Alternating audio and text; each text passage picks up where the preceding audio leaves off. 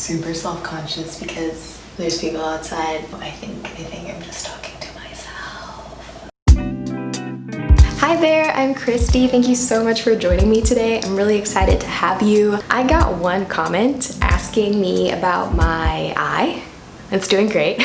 I'm kidding. Asking me about how to do makeup on like a hooded almond-shaped eye. And I remember for the longest time I would do my makeup really wrong because I would base it off makeup tutorials that are made for different types of eyes. So I thought, hey, why don't I just take you into my world and show you what I do to kind of like achieve this look. And if this look is not something you want, then I guess just tag along for the journey. But I think it's gonna be an exciting day. So I'm gonna take my makeup off for you and I'll see you in my bathroom.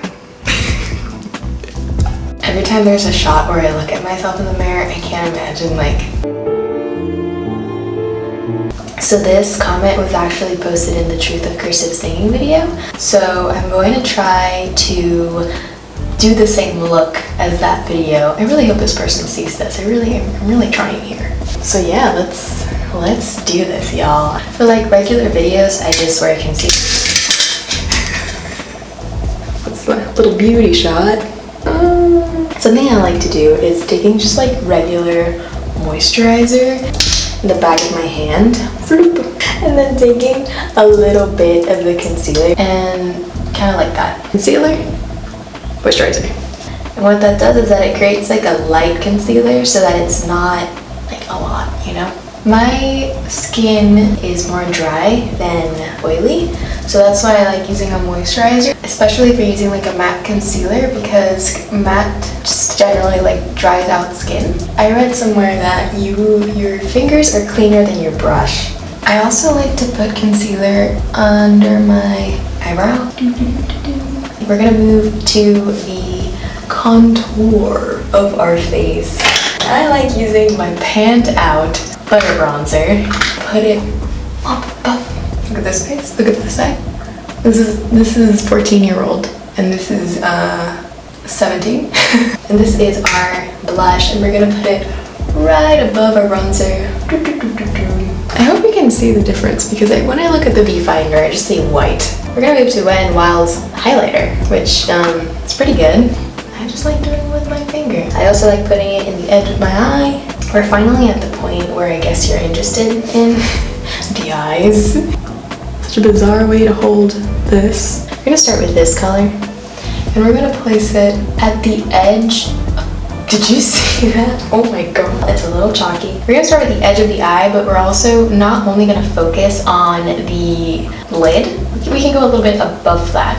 So you kind of have to kind of build your own canvas, if you know what I mean. But you see that kind of opens your eye. How should I do this? Should I do like one eye and then the other? Or should I do at the same time? I'm just gonna do it at the same time. I think that makes more sense. That's like asking people like, do you put your sock, do you sock, shoe, or sock, shoe, shoe? And anyone that says they do sock, shoe, I would not talk to them. I like to put this like not in the very corner of the eye, but a little after the very corner. It kind of helps add some depth to your eye without, you know, going too crazy. You know what I mean? I also saw in a masterclass trailer that if you use your finger to blend it out, it's like the best natural look that you can have. I guess the main takeaway of this thing is to use your fingers. Okay, the one you're gonna use now is the one that's one shade darker. Definitely if you want to achieve like a natural look, you do want to go from lighter to darker, but like have the colors not be that much dramatically different from each other. Like try to get a color that's very similar, very nude, and then just go darker and darker each time. Keep the changes not so drastic because then it's not going to be a natural look. Stop! I hate when they do that noise. Towards the edge of the eye, and also gonna kind of give some depth between my brow bone and my lid. So you'll see there's like more depth to your eye now. If you want to like make your eye pop a little more, then use a final darker shade. So we're gonna use this. Whoop.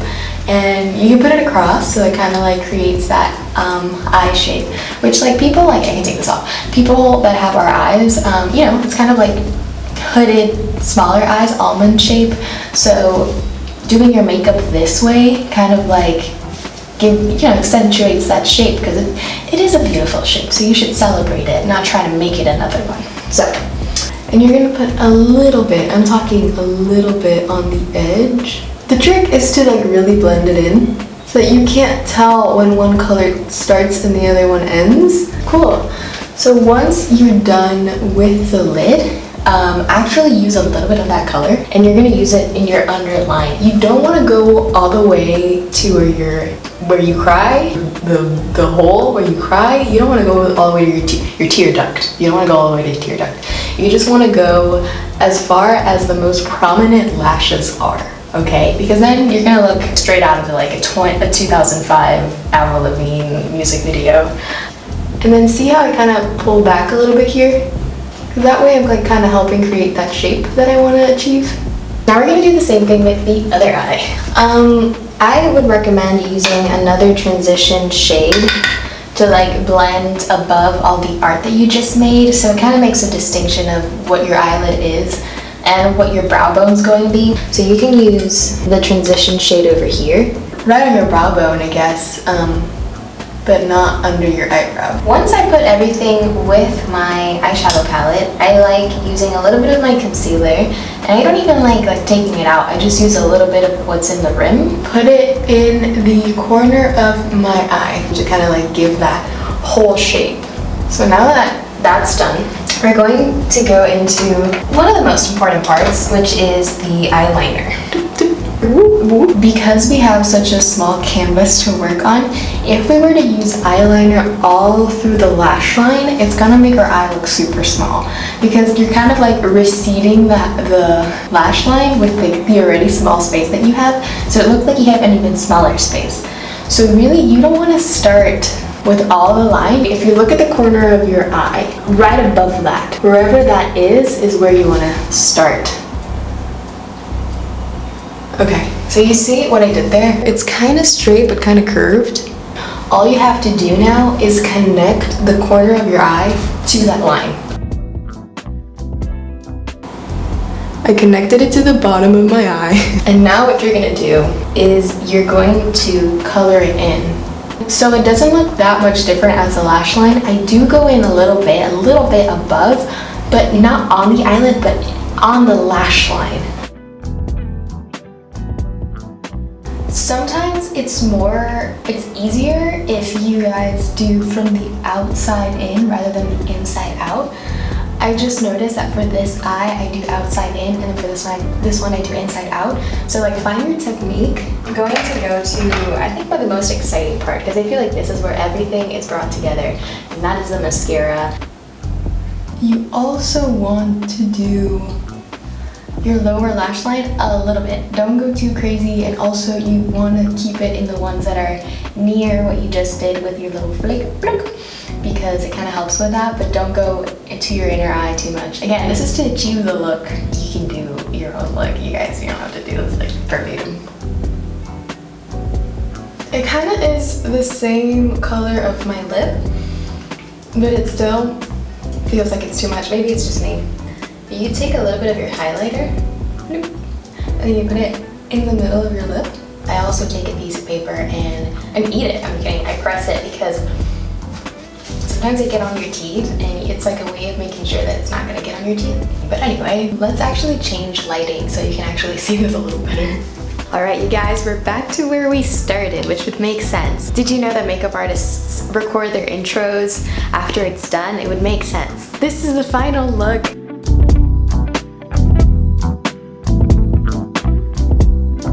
This was really fun. I'm glad I could take you into my makeup world.